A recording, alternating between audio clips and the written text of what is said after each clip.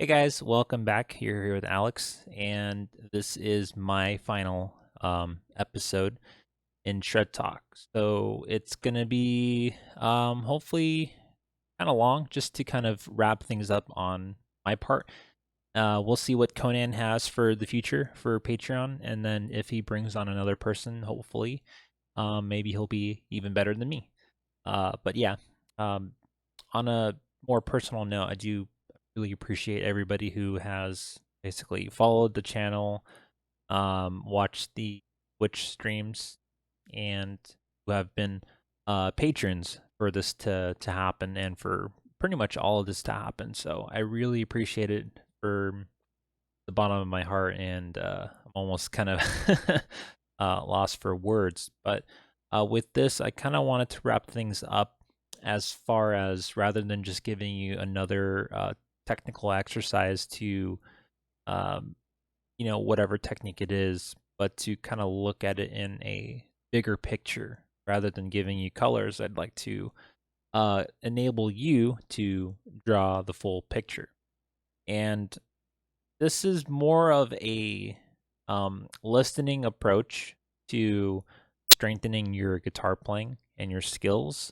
And there's multiple parts to this. So what I'm referring to is I've had a lot of questions to where do you start playing to get better, and how do you make your own solos and construct music essentially. So what we have given you were a lot of great examples to create your own compositions, but some people still need a little bit more help, and also to, um, I guess, broaden their range, right? So generally, like I said, and what have we said in the past, is essentially learning other people's songs. Now, you could do that to a certain extent, or what you can do is you can handpick certain sections of songs and break them down. So it's what I think George Lynch considered chunking, and that's breaking down uh, segments of a solo or a song into little bits and pieces and analyzing it. So something to give you as far as an example would be the Over the Mountain beginning arpeggio sequence. So this is something that a lot of people pretty much know, and we've played it a lot. So it's the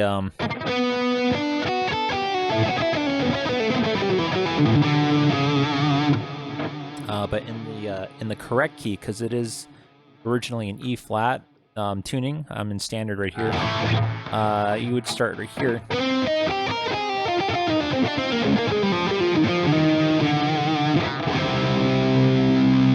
So like a C minor, right?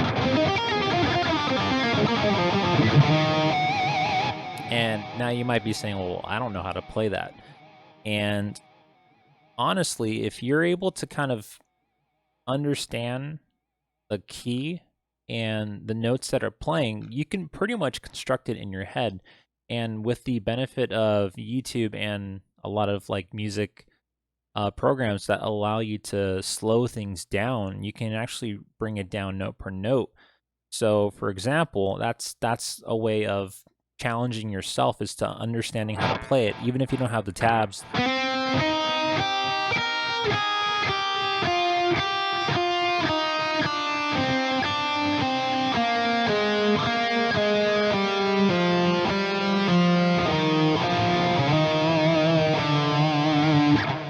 And then obviously he doesn't go back to that root note, he repeats it. But essentially you have all the notes in minor.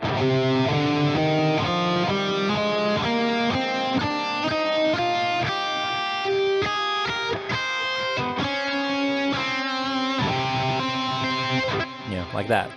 And a lot of times if you can just understand a little bit of it, what you can then do is make up your own exercises with that part of the song or the sequence, right? So if you have,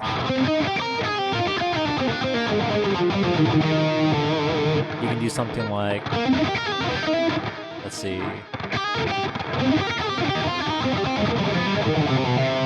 Something like that. I'm trying to play it higher, so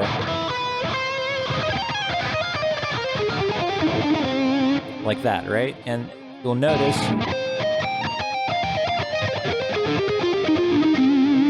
it's kind of like a pedal note chasing kind of sequence, and that's just something that I'm basically going to because it's kind of like in my brain as far as muscle memory.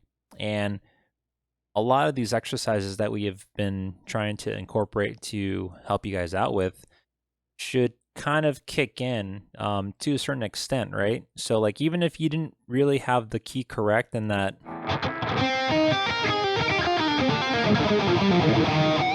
you can actually start it anywhere.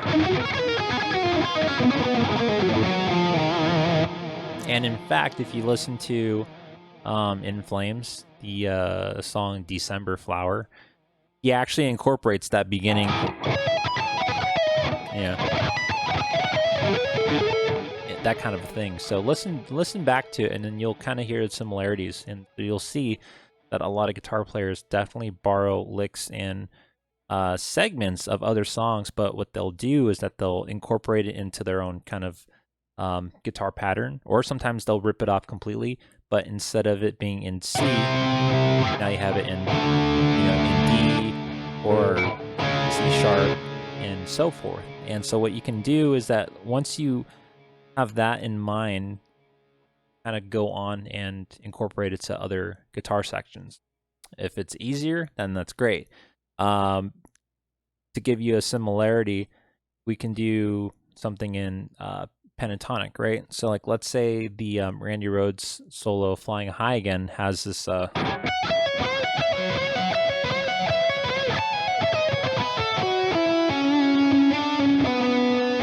something like that. I don't know it like note for note.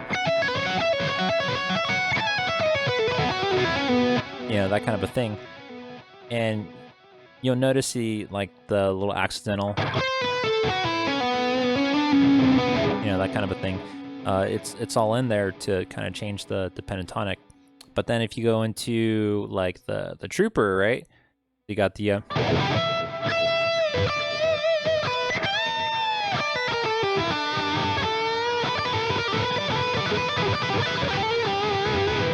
that kind of a thing.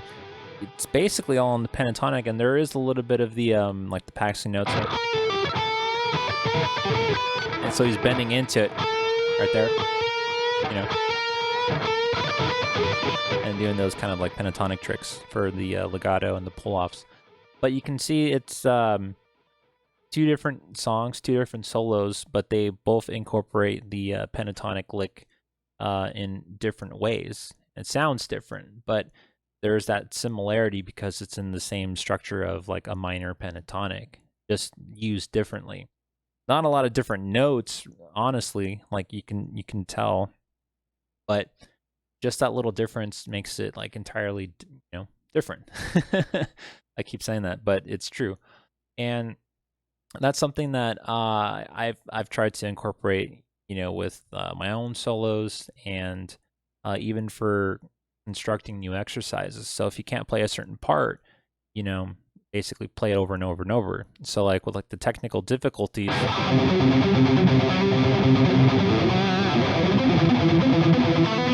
you can kind of construct that in a way where it's a practice routine,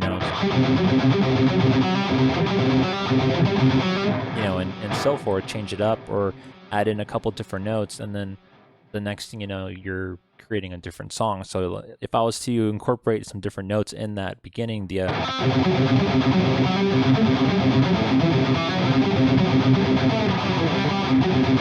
now it becomes something that you have created rather than it just being you're playing technical difficulties. And with that, I have actually incorporated that part in a Holy Grail song, but rather than it being, the upstroke,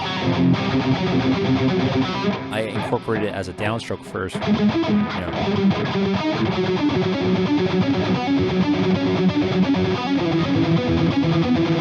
which I actually have a lesson too. If you go back a few lessons, I actually go through that.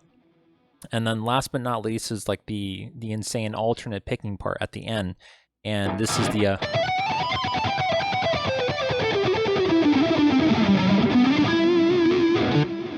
and if you were to reanalyze it, he's basically playing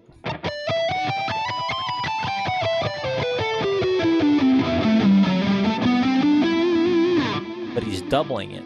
And that is also another exercise that I've basically taught in the past videos too, as far as like ascending minor 3-note per string, you know, like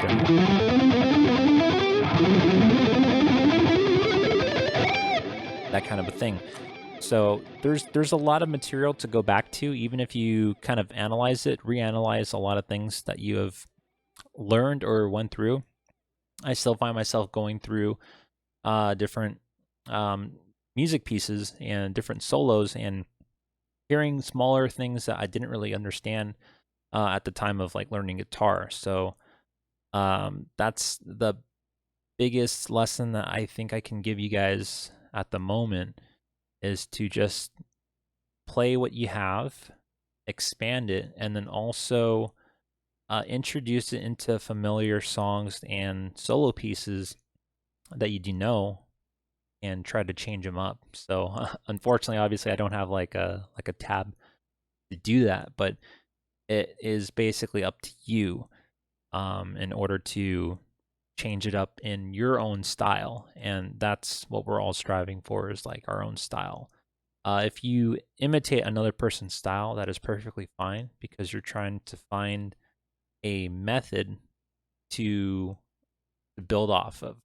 And then once you have established that, you can move on. So it's kind of like growing up, kind of weird, right? You know, you go to school, you grow up, and then you move out. Hopefully, most of us, right?